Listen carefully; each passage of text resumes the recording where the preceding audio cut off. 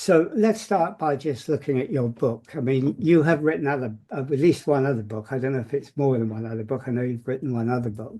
And you've now decided that you'd write a book on climate change because I know climate change is one of your passions. So what you've done in that book is something rather unique. It's not a book like many other books which looks at climate change from your perspective. You've engaged a lot of other people by interviewing them, by getting in conversation with them and finding out what their perspective is on climate change. Now, that's an interesting way of doing things. And I think people will be quite interested in knowing, why did you decide that you wanted to write a book that was focused and centered around conversations? Well, Francis, I just want to start off by saying thank you for inviting me, and hello everyone, and please do ask me questions at the end. And I'm in Francis's hot seat, so starting with your first question, why did I want conversations? I think we learn, Francis, a lot from others, and we love stories. We are humans, have grown up with stories right from the get-go. Right when we were in the cave, stories were part of our communications. And I thought, by interviewing 36 global thought leaders from around the world, I would be able to help inspire others. So there's a range of different voices. And one of the key things for me was to make sure the book had diversity of voice and was as inclusive as possible. And there are some really big names in the book. And there are also people that are just everyday people, to show how possible it is to make change. So that was the thinking. And what were you trying to focus on, or did you not have a focus? It came out of the conversations, or did you go in to the book with a set mind of what you wanted to achieve? I had a very clear sort of thought process of what I wanted to do. And I wanted to take themes that we can all relate to, themes that cross our lives every day, from food to, we all have some kind of relationship with the ocean, whether we go on holiday or whether we like the sounds of the sea, to the media, to music, to art, to business, and leadership, global leadership. And the most important one of all, apart from the science, is communities as well. We all live in some kind of community or belong to a community. And what made you choose the people that you had on it? You had 36 people, which is a lot of people to talk to. Yeah. I mean, I'm sure some of them came by chance and by accident and so on, but did you have a sort of list that you wanted to talk to? I did. So there are over 11 chapters in the book. Can't quite remember, because I think I've also got a chapter on India. So for every chapter, I wanted to have 4 voices to follow on from that chapter. So I had a list, I had a running list for every chapter. Some people were unavailable. So it was just a question of who would be the right person to talk to. And as I was writing every chapter, I also changed my list because things were happening in the news. Some voices seemed more relevant than others. So, for example, in the chapter on global leadership, I actually have somebody from the military in there, because there was a lot happening at that time with regards to, well, it's even more relevant right now with Russia and the Ukraine. So I wanted to have that perspective of how war is also impacted by climate, or climates rather is impacted by war. And you just mentioned it, but you divided your book into sections or chapters. You had one on community, on media, on thought leaders, on politicians, on art, and so on. What made you choose those areas? Why did you divide it up in the way you did? And what was the purpose of that? Because these are topics that relate to us on a day-to-day basis. We all are we're all interested in the news, and whether we listen to the news or not, there'll be a time when we vote or not. But politics does touch our lives, and right now we can see we're at a very interesting time in global politics, and that does influence the way we look at the climate and the climate crisis. And we've just seen at the start of this year in America changing the frameworks from taking away climate crisis, taking away climate change, climate science. And the other thing is I wanted to start with science in the book, and that is the first chapter, because sometimes we feel overwhelmed with what we're reading and we don't quite understand the science of the climate crisis. So I wanted to also talk to 4 leading scientists. And, I've mentioned also diversity and inclusion of voice. So I also wanted to make sure I spoke to female scientists. And in the book, I've got a NASA scientist, and she works, she's done some incredible work in the Antarctic. And I've also spoken to the chief scientist at the World Meteorological Organization. So very different voices, but also inclusion. So I have people from Africa, from India, from Nepal, because I think that's really important. We forget sometimes about the global south.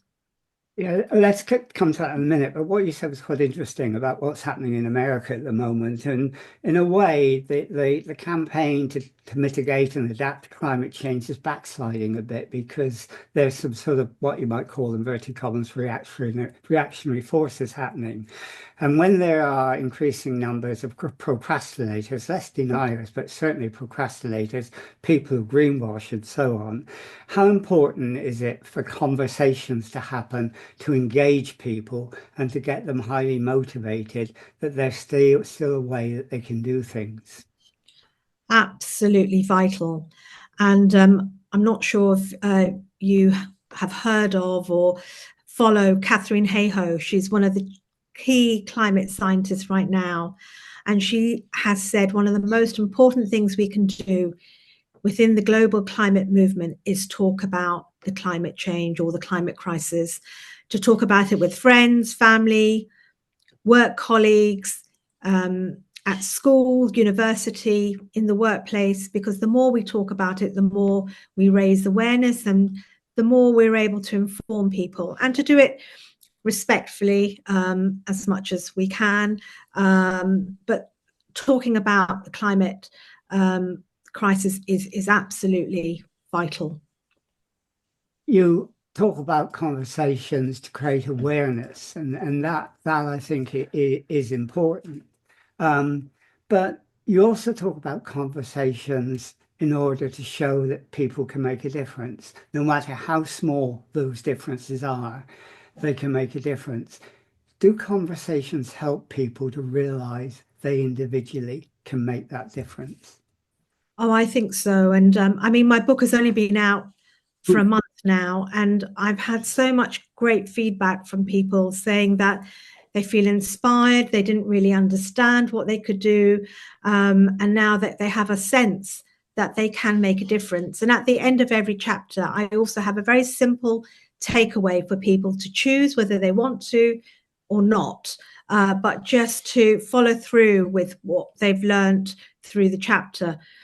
And people always ask me, what can one person do? What difference can I make? And I think from the conversations, it connects the reader to the power that we all have to make a difference. And just on, what can one person do? One person can do a lot. And I think you've heard me say that in the book, I interview somebody from the south of India who is a bus conductor. That's his everyday job, is being a bus conductor. But he has dedicated his life to planting trees, and he's now famously known in India as Tree Man. And he has planted over something like 600,000 trees. And it's become forest upon forest. And he's included the next generation. He's included school children to nurture the trees that they plant. So it's not just a question of planting the sapling, but they really nurture it, water it, look after it, and protect these forests from illegal logging. So that's what one person has done and left that legacy. Do you think that conversations as well, I mean, not only help with engagement in the way you just described it, but it gives people a sense of agency. Gives people a sense of ownership of the problem. It makes people feel that they can do something, not just small, but having started small, they can then go on to the bigger picture as well. Conversations is a journey, aren't they? Absolutely. And you know, from these little steps come bigger ripples. And I always say, you know, it's like throwing a stone on a pond. You have this ripple effect, and then the ripples collect, and then you can create a tsunami of change. And conversations are so important. It's how we communicate. And if we don't have the conversations, then we're just ignoring the big elephant in the room. So they are absolutely vital. Yes.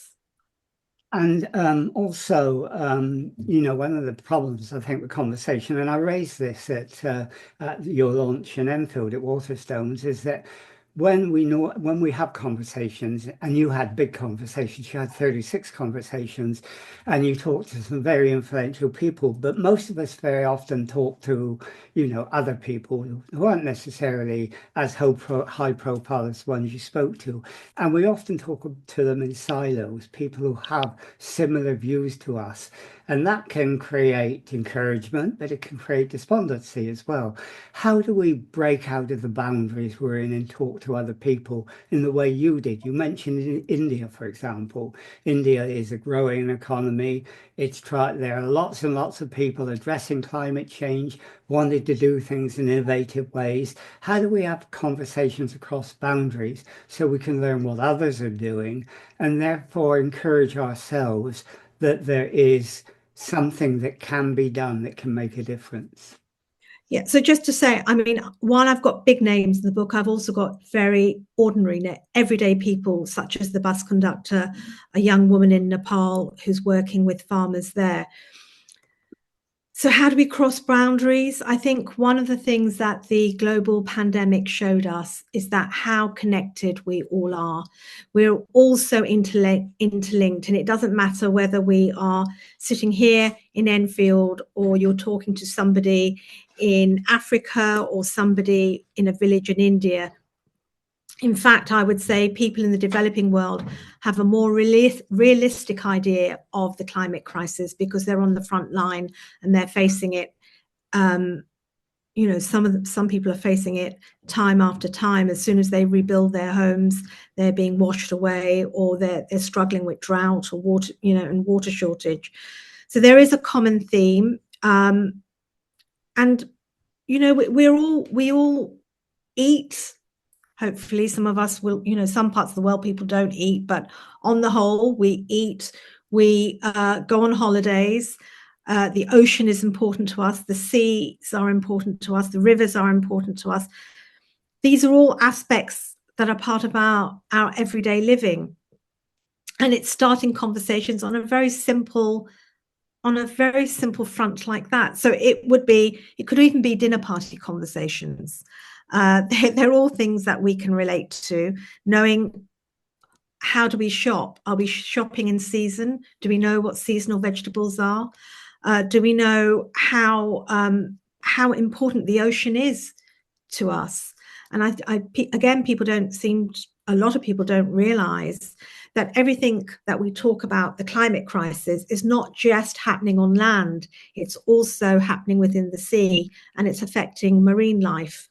And that's from being overfishing, it's plastic pollution, all these things that man has created has an impact on the natural world. And what I've realized from writing this book is nature has thought of everything. Nature has a place for everything. Every species has a role. You know, in the book, I talk to a humpback whale researcher, and it's a fascinating story about the humpback whales that actually play a part in absorbing CO2 from the atmosphere. So all these creatures, everything has a role in our ecosystem. Sadly, we don't understand our role, and neither do we have that consciousness. Okay, so you talked about those conversations, you talked about having conversations and dinner parties and so on. Now, you've also had conversations with big decision makers and you've worked in politics. Do you think it's important to have conversations with politicians as well? And are they the most difficult and frustrating conversations you can have? 100%. We need to be talking to our politicians, our local councillors about the climate crisis. And another thing that we're seeing is that it's no longer about top down, it's about bottom up, and communities play such an important role in that. And politics, yes, it plays a big part. We have to vote. If we're not voting, we should be thinking of our vote. That's a power that we have. It's an informed choice we can make, whoever we decide to vote for.